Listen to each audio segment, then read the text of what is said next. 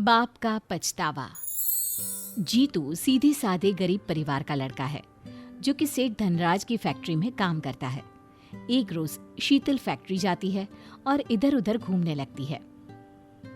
तब उसकी नजर जीतू पर पड़ जाती है। शीतल के पर्स से कुछ पैसे जमीन पर गिर जाते हैं और जीतू उन्हें लौटाने शीतल के पीछे जाता है। एक्सक्यूज मी, मैडम आपके पैसे। ओह अच्छा, thank you. You are welcome. Sheetal उन पैसों में से कुछ पैसे निकालकर जीतू को देने लगती है। तब जीतू कहता है, मैडम इसकी कोई जरूरत नहीं है। मैं गरीब भले हूँ लेकिन भिखारी नहीं। अरे नहीं, तुम मुझे गलत समझ रहे हो। मैं ये खुशी से तुम्हें दे रही हूँ। नहीं मैडम, मैं इन्हें नहीं ले सकता हूँ। ठीक है, कोई बात नहीं, लेकिन अगर तुम्हें कभी भी कोई काम पड़े तो मुझसे कहना। जीतू के पैसे ना लेने पर शीतल उसकी ईमानदारी से बहुत प्रभावित हो जाती है। जीतू की शक्ल उसके सामने घूमने लगती है और जीतू को देखने के लिए अब वो फैक्ट्री जाना शुरू कर देती है। धीरे धीरे उसे जीतू से प्यार हो जाता है और एक रोज वो जीतू को अपने कैबिन में बुलाकर कहती है, जीतू आई लव यू, मैं तुमसे शादी करना चाहती हूँ। ये क्या कर रही हैं आप मैडम? आप कहाँ महलों की रानी और मैं कहाँ गरीब झोपड़ी में रहने वाला। हम दोनों का कोई मेल नहीं है, हम साथ नहीं रह सकते। मैं आपके यहाँ काम करता हूँ, लोग क्या कहेंगे? ऐसा कुछ नहीं है, लोगों की बातों से मुझे कोई फर्क नहीं पड़ता। तुमसे शादी नहीं हुई तो मैं अपनी जान दे दूंगी। ये अमीर गरीब के बीच का फर्क ही खत्म हो जाएगा। जीतू के बहुत मना करने पर भी शीतल नहीं मानती है और दोनों शादी कर लेते हैं। जब ये बात सेठ धनराज को पता चलती है तो वो आग बबूला हो जाते हैं और शीतल से कहते हैं, तुम्हें शादी के लिए यही लड़का मिला? मेरी नाक कटवा दी तुमने। इसके घर पर तुम कैसे रहोगी? जिंदगी भर मुलायम गद्दे पर सोने वाली तुम इतने आलीशान घर में रही हो, गाड़ी में घूमती हो, नौकर चाकर तुम्हारे आगे पीछे घूमते हैं, और इसके घर में तुम्हारी जिंदगी एक नौकरानी जैसी हो जाएगी। क्या तुम यही चाहती हो? मेरी बच्ची, इसके घर पर तुम नहीं रह सकती हो। ऐसा कुछ नहीं है पापा, मैं उसी से शादी करना चाहती हूँ। मुझे आशीर्वाद दीजिए और मुझे अपने ससुराल जाने दीजिए। शीतल जीतू के घर चली जाती है, जहाँ धनराज शीतल की शादी को अपनाता नहीं। वहीं जीतू के परिवार वाले अपनी बहू को पूरे मन से स्वीकार लेते हैं। शीतल भी अपना नया परिवार पाकर खुश हो जाती है, लेकिन उसके लिए अब हर दिन एक नई चुनौती लेकर आता है।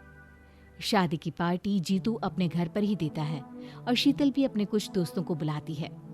शीतल के दोस्त उसके घर एक बड़ा सा गिफ्ट लेकर आते हैं। शीतल, ये तुमने किससे शादी कर ली? इस चौल में तो मेरा दम ही घुट जाएगा। तुम्हारे लिए मैं यहाँ आई हूँ, वरना मैं यहाँ कभी नहीं आती। यहाँ तो बैठने की कोई ढंग की जगह भी नहीं है। मैं चलती हूँ यार।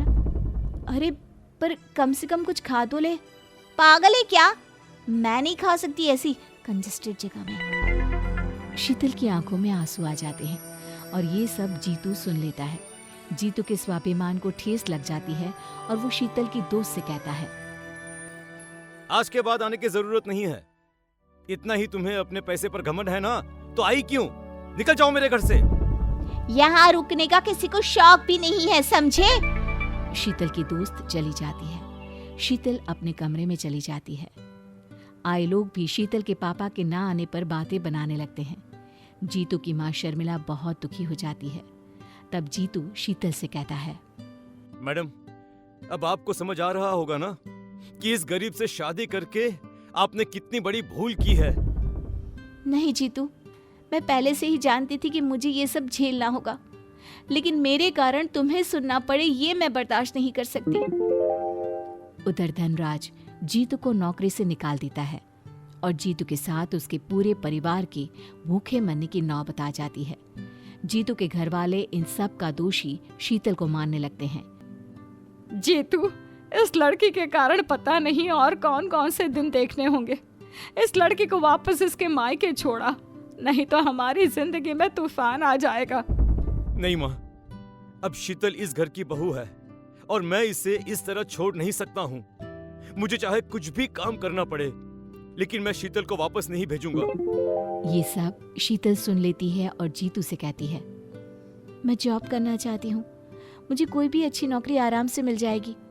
मेरी वजह से इस घर पर मैं कोई भी आंच नहीं आने दूंगी। ठीक है मैडम, आपके ऊपर कोई भी पाबंदी नहीं है।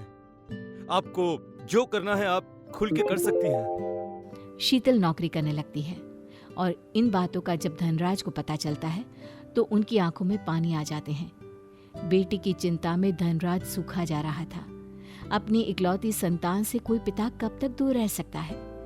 इसीलिए वो सोचता है, मुझे कुछ भी करके इस जीतू को अपनी बेटी की जिंदगी से दूर करना ही होगा। धनराज शीतल के ससुराल उससे मिलने आता है। इतने दिन बाद अपने पिता को देख शीतल भागती हुई उनके गले लग जाती है। थैंक यू पापा, मुझे पता था आप मान जाएंगे।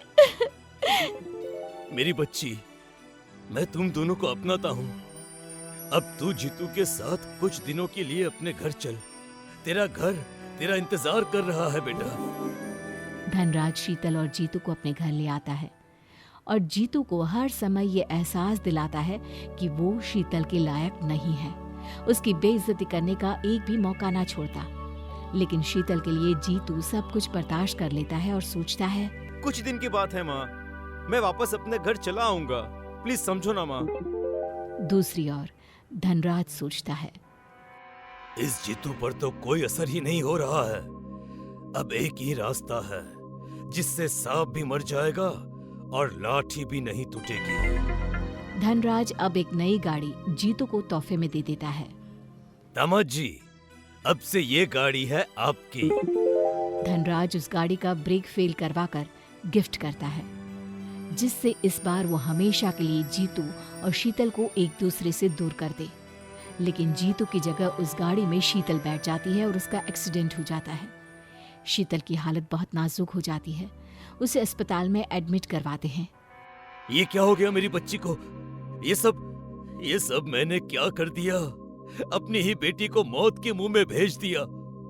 माफ कर दे, मुझे माफ कर दे मेरी बच्ची। धनराज का रो रो कर बुरा हाल हो जाता है और वो जीतू से माफी मांगता है। जीतू, मेरी बच्ची को किसी भी तरह बचा लो, नहीं तो मैं मर जाऊंगा। मुझे मेरी गलती के लिए भगवान कभी भी माफ नहीं करेगा। मेरी बच्ची को बचा ले बेटा। जीतू अपना खून देकर शीतल को बचाता है और अपने पछतावे में धनराज अपनी सारी प्रॉपर्टी जीतू के नाम कर देता है।